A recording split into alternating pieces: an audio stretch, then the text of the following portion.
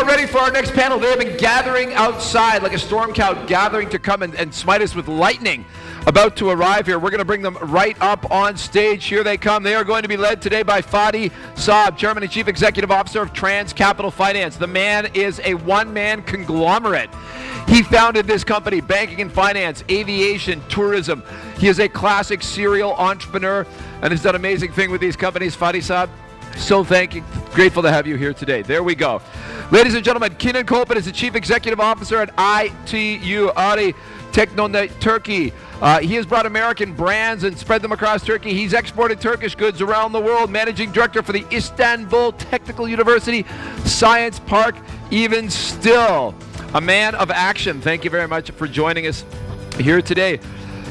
Humphry Hatton is the Chief Executive Officer of Deloitte in Turkey. He headed up their finance in the Middle East section for a while. Before that, he was the Sherlock Holmes of auditing in London, doing the forensics and sciences there. You can ask him more about that later. Finally, Mehmet Nane, Chief Executive Officer for Pegasus Airlines, had a distinguished career in retail, former general manager of Carrefour in Turkey, and he made the switch into airlines. Very impressive, very versatile. Ladies and gentlemen, your panel, Fadi Saab, the floor is yours. Thank you.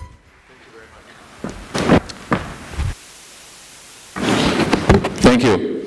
Thank you for being with us so late in the day. We've been hearing all day long about what angel investors are about and the particularity of CEO angel investors. So now we're going to go straight into the practical aspects of the value-added intangibles that angel investors bring, CEOs bring to startups. When I started my investment banking career about 40 years ago, none of the buzzwords were there. The whole concept of startups, angel investors, impact investors, entrepreneurs, all of this did not exist. We had basically family and friends and banks, and then venture capitalists, which was the bad thing to go to because venture capitalists were so much keen on the risk-reward curve, and they would go really after the highest return because they considered what's now called a startup to be very risky.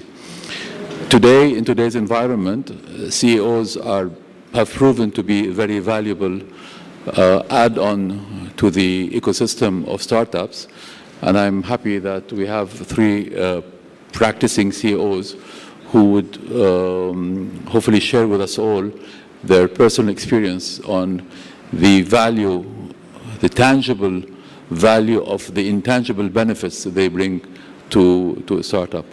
So with that, I'd like to start with the first question, being the CEO of the biggest technical park in Turkey. What's your experience on that issue? Thank you very much. Can you hear my voice, or do I have to? I think you have to. Open. All right. Okay then. Hello everyone. I am running the Teknopark of Istanbul Technical University. Also, the best part of running that Teknopark for me is the incubation. In the incubation, there are many entrepreneurs. We try to create more entrepreneurs, and entrepreneurs try to establish startups, and all these startups need investments. They need you. So one of our goal is also in Turkey to create more investors. So that's why CEOs are really on our goal, on our target. So we want many CEOs to come to our Teknopark, to incubations, to many incubations in the world, and we want them to invest to the startups, because the CEOs are one of the potential investors for us. When we check when we focus on the early stage investment, these investors are giving some seed money to these entrepreneurs. Okay, financial issues. Mostly they give their experiences. This is mentorship. The startups need the mentorship of the investors. Also, they need a network. And CEOs has a network, CEOs has the mentorship skills, also they have the money. The good ones who has the good bonuses, also they have the money. And for me, I am also a CEO of a corporation. I also try to be an investor too. So I have already invested to the 16 startups. So I try to be an investor too. So for all CEOs, they must come and try to feel how to be an investor. They really have the soul of investors. They must know that they can be investors too. So I invite all of them to our Teknopark, to our incubation. Please come and see the entrepreneurs. You can also take some courses. There are many business angel networks. Most of the leaders are here. They are giving courses how to be an angel investor. So they can be in that part of that too. So, and the CEOs are big risk takers. They take the risks of the companies. They manage the companies, and they can, flow this experience to the entrepreneurs, to the startups too. So we are welcoming them. Excellent. Thank you. Thank you, Kenan. Humphry, you're the CEO of probably the biggest of the big four auditing and financial services company in the world.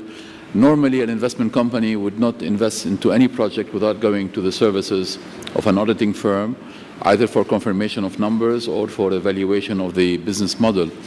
Now, angel investors can't afford to do so, but once they have a CEO in them, maybe with the contacts or with the experience, they can assist in plugging in some of the information that you give. What are your thoughts on that?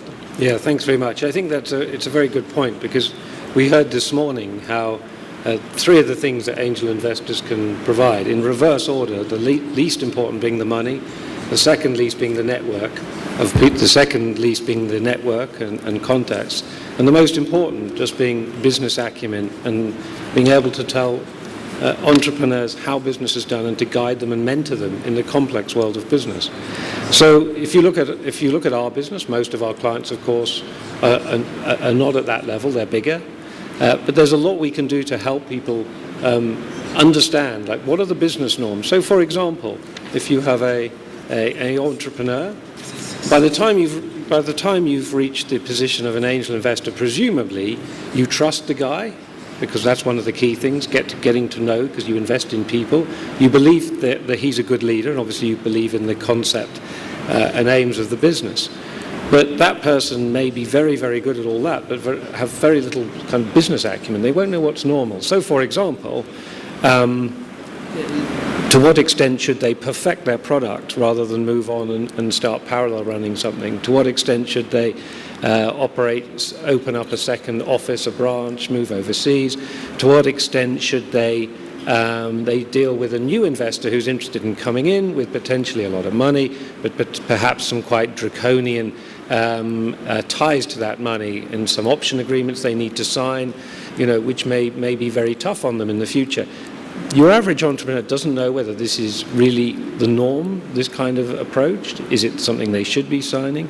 How do they negotiate? How do they get a better deal for themselves? And so I think those kind of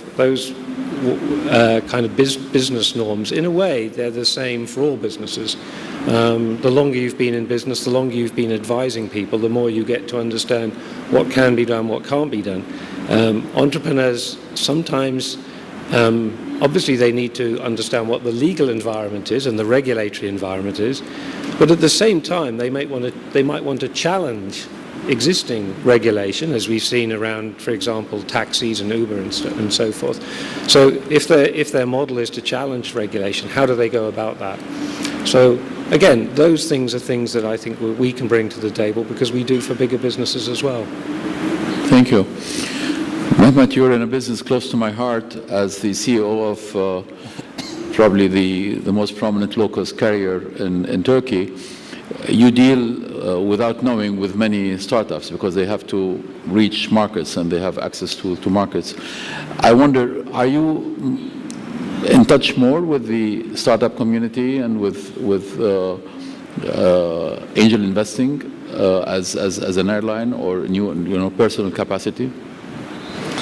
When we look at the business community, the business is changing because of this digitalization and Industry 4.0. So there are lots of new developments on the aviation side, and we couldn't able to follow all of them, and we don't have enough resources. So we established an incubation policy within the company, as well as our innovation team.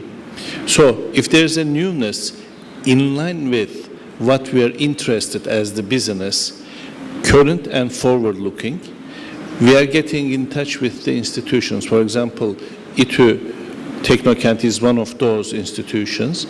We are having close allyship relationship with those institutions, and if there's a story or if there's an investment or if there's an idea in line with our interest areas or in line with what we are trying to develop, we are trying to get in touch through those incubator centers, because we know that we cannot create everything within the company. It's very costly, and we don't have that power. But outside of the company, we are 5,000 people within the company. Outside, there are millions of people with the ideas, and those ideas can medicate one of our crucial needs that we are searching for a long period of time. So we have our own internal innovation team and our incubation policy, how we're going to interact with the incubation centers. And personally, I have the certificate of being an angel investor in Turkey because Minister of Economy is giving that certification. What I'm also trying to do in that context, try to give the support for as a mentor for the angel investors. And in my business career, this is also helping me to find the new ideas and to capture the new ideas, to attract the new ideas. Very good, thank you. I'll ask a follow-up question to each of our panelists, and then I'll come to you for questions from the audience, so kindly prepare your questions, if any. Kenan, or actually it's the same question to everybody. It's easy when an angel investor goes to an investment because it's dollars versus value, and you know what percent he takes. It's an easy formula. Now, of course, we say that angels are not motivated by financial returns, but in those who are motivated by financial returns, that's the formula they use. Now, when there's an added dimension where the angel investor is an actual CEO, which can bring those intangibles that we were talking about all day today, is there more value attached to this for a startup to bring in a CEO angel investor than a normal angel investor? And how do you monetize this additional value? You mean the angel investor will act like a CEO? No, I mean the CEO who's coming into, the CEO angel investor is investing into a startup.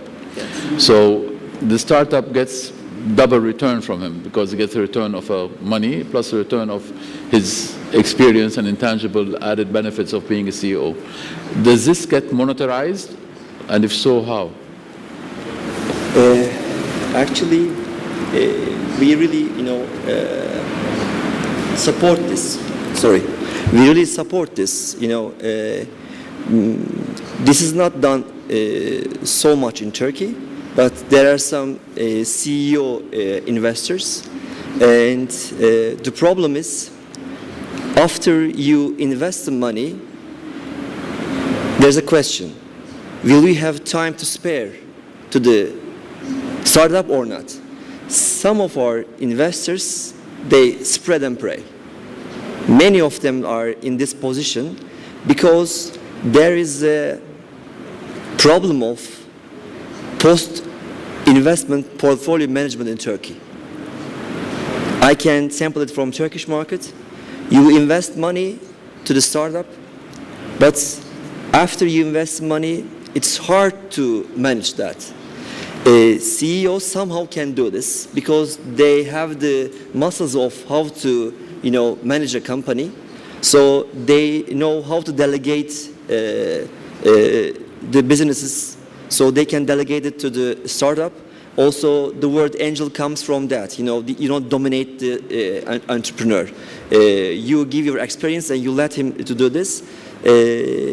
But the CEOs can prevent the mistakes For my advice to the startups, to the entrepreneurs are, if you get an investment from a CEO, you must push him. Because this is the problem. Investors, okay, they invest the money, but they can't have enough time to deal with the startup. Mostly we pray. So the work has to be done by, this pushing work has to be done by the startup. They have to push, they have to call and try to get the experience of the CEO. This can work like that from my experience. Or CEOs, must get an help from the companies who are managing the portfolios after investment. Yeah. This is a new sector in Turkey, and one of the managers I can see here, there's a company called Ventus. Yeah, I just see him now. They manage your portfolio after your investment, and if the CEOs can collaborate with these companies, I am sure it will be much more valuable for the startups, because it's really a matter of time, how much you spare. Also, CEOs also prevent startups to make mistakes. So Thank you. Yeah, thank you very much. Humphry, same question to you. Yeah, I think, it's important that an angel investor brings something to the table other than just money. And so I think it's important there's a meeting of expectations. So whilst we say that typically if you're investing in a business, you need to understand and know something about that business. Otherwise, it's a huge risk. From the point of view of the entrepreneur or whatever, the business owner, they should also want those angel investors to have the relevant experience as well. So I think it all depends also on what is the nature of the CEO. As we were saying as a group of us earlier, all CEOs are very different people and entrepreneurs are very different people. They're not all the same. Some CEOs are famous for cost cutting, some are actually very good at marketing, some are much more entrepreneurial in their outlook in life and in business. And similarly, not all entrepreneurs are the same. We tend to think of everyone in a hoodie sitting in in front of a laptop doing technology, Sure. but actually they vary enormously. So they may be people coming at it later in life and need a different sort of mentoring. So I think the important thing is that they actually are communicating about what they're looking for from each other. But obviously, if you have a CEO, someone with the right background, my advice to a business owner would be, don't let that guy charge their time and be expensive for you, because that's probably going to be unhelpful. You should look for an angel that wants to do that because he's wanting to add value to the business. So the tangible value of intangibles for you should be zero. Yeah, well, you should be giving that time. I would say, as an angel investor, you should be giving the time that you've got and the advice and experience you've got to maximize the opportunity of that investment being a good investment. Because you're an angel. Yeah. Mm-hmm. And of course, not all angels are angelic. Of course. As we know. Yeah. As far as I know, there is no factory or tree which is raising the CEO. So CEO post is coming from the basement up wherever you are. In that time frame, you're learning something, you're experiencing something, and experience are the mistakes that you're making. When you're faced with an angel or investment opportunity, what you can share as an intangible is what you have learned throughout that CEO post you hold, you learned until that time.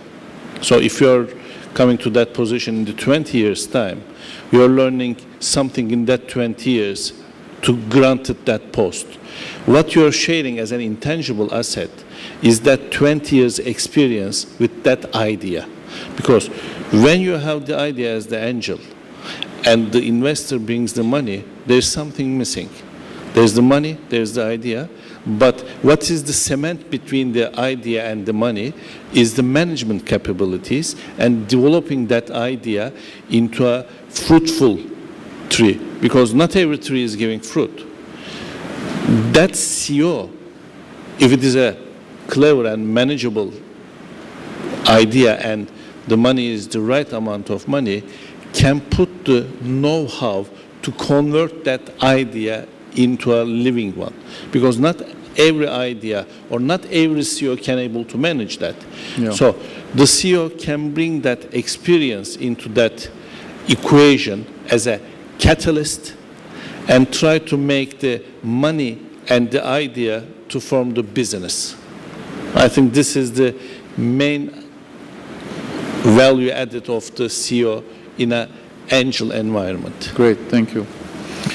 We have a few minutes left, and I'd like to give the floor an opportunity to participate in this debate. Would anybody like to ask a question? Looks like I have some. Have the Slido seems to have come to life with questions. So Great. here are some questions from the audience. They are diligently using the computer system. It's up on the big screens and on the small screen right in front of you for those of you that have supervision. Thank you. So, What's the ideal equity percentage for CEOs in entering into angel investing? Does this differ for experienced angels or not? Anybody would like to take that? I don't think that there is an ideal percentage. It depends up to the idea, to the entrepreneur, and to the CEO, and the availability of finance and the size of the business. So there is no prescription applicable to all investment, all equations. So it has to be written, each idea and each case by case. This is my idea. Do CEOs look for different things in entrepreneurs than experienced angel investors? Kenan, you're starting to... Yeah, actually, they look for the same things. The most important thing is of course, the idea is important, but the team is much more important. They have to be passionate. Mainly most angel investors plus CEOs will look for the passionate entrepreneurs. They have to work hard. They must accept, failure. They need to try and try again. So we look for the team first. So most of the things that we look are same with the angel investors because we are in the same position too, at least. Yeah. Good. Humphry, it so happens the last question is an accounting question. So it's automatically move to what is the most challenging thing to lose and the best thing to gain when a CEO goes startup? Well, actually, I think hopefully the answer is not an accounting answer because, you might say the answer to that is money. You can lose money, you can gain money, but I think the most challenging thing perhaps to lose might be your reputation. If you associate yourself with something that goes horribly wrong, that has a lot of legal problems, regulatory problems, I don't know. And there are real-life examples of that around the world where people have. I think that's something that is generally something that you can control. So the best thing to gain, again, why are you doing this as a CEO? Why are you investing? Money may be part of it, but I think a major part of that is feeling that you're giving back something, your experience. You have some capital that you can deploy, but you've also got a lot of experience and ability. And we all know that successful economies start with successful entrepreneurial cultures. This has been the bedrock of the success of the US as an economy. And I think it's important for people to realize that they have some obligation, perhaps a duty, to put something back in. And that might, of course, be just putting back advice, even if you don't have the money, just using your experience to help these. So I think the thing that you gain is a feeling of making an impact, making a difference, and seeing a business that's successful. Okay. I have a question as to your personal recommendation, given the fact that CEOs usually are strong-willed, strong characters, used to pushing machines forward their way. And entrepreneurs, on the other hand, are well-focused, visionaries, who want to do things their way. And there must be sometime a clash between a startup entrepreneur and a CEO. What would you personally advise in cases like this and how to get over that hurdle? I guess this is the hard part, I guess. We must not be pushy, as I mentioned before. We are in a business angel, investment forum. So that angel word comes from that, We must not dominate the entrepreneur. We have to, give our experiences.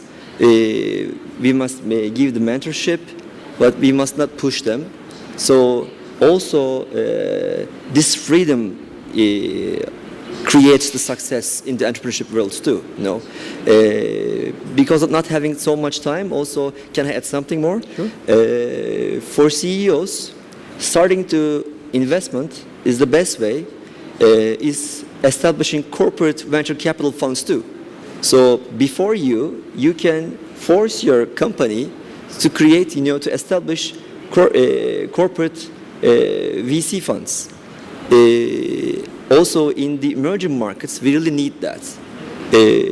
So I want to use this chance and to call CEOs in the emerging markets in that countries, please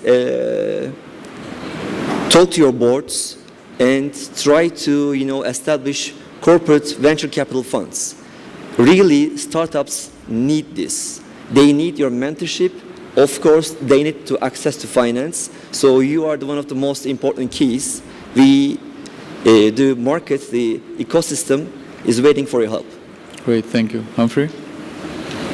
Yeah, I think if you look at one of the traits of successful entrepreneurs, it's well established. Often they don't feel that they need people to agree with them because they're very, very focused on what they do and they have a very, very strong belief in it. Confident. And I think if you look at most CEOs of large businesses, whilst they may have to, they have to lead the business. Same guy. To get people to make things to happen, to be a successful manager and leader, you generally do need to get people to agree with you and to win them over. So I think that's something that a CEO can offer an entrepreneur is they need to be focused, but at some point they need to start listening to people around them. And I think it's that balance of self-belief as well as listening to advice, which is probably the hardest one to teach. But actually, many CEOs have probably been through that journey a little bit themselves in arriving at where they are. Mehmet? Being an entrepreneur has different set of skills and competencies, and being a CEO has different set of skills and competencies. This angelship structure brings both together. They each has to know where they stand and what are their competencies and not to cross over. The most valuable part is the experience part of the CEO. And the most valuable part in this equation is the entrepreneurial spirit and the vision and the business acumen brought by the entrepreneur. So if they know their limits and what are their skills and competencies, it will be the perfect equation. Thank you. I'd like to thank you for those insights and for this takeaway message that you're leaving us to go home with. We're ending right on time. Thank you for participating in this panel. Do seek us out in the coffee break for any additional questions or contact you'd like to make. Thank you very much.